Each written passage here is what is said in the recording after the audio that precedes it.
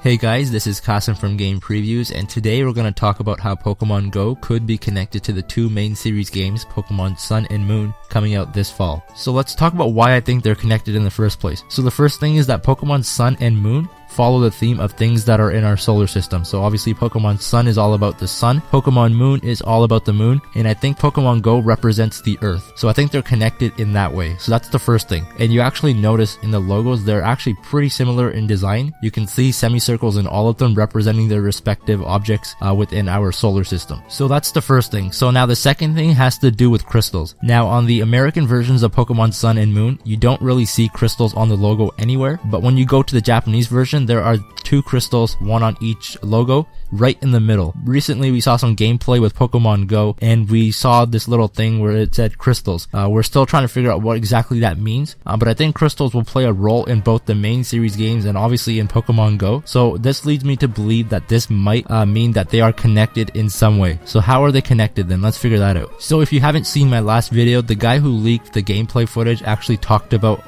the battling system, and when he was talking about the battling system, he actually didn't say anything about Pokemon versus Pokemon. Rather, he talked about Pokeballs firing at Pokemon. Now obviously this isn't confirmed, this is just somebody who was at the event, and it could just be something that John Henke was talking about during the beta version or something. But if this is true, then that means that you're pretty much just going to be capturing Pokemon within and leveling them up without actually fighting other Pokemon. So one theory here is that they could be leveled up with the crystals themselves. So the crystals again here now play a big role. Maybe you can level up the Pokemon through Pokemon Go with the crystals, and then even transfer the Pokemon that you catch from Pokemon Go to Pokemon Sun and Moon. And I don't think that this is a big stretch in by any imagination, because they are following a similar theme in logos. They're both showing themes of crystals, and I feel like Pokemon Go is not here to actually replace any of the main series games.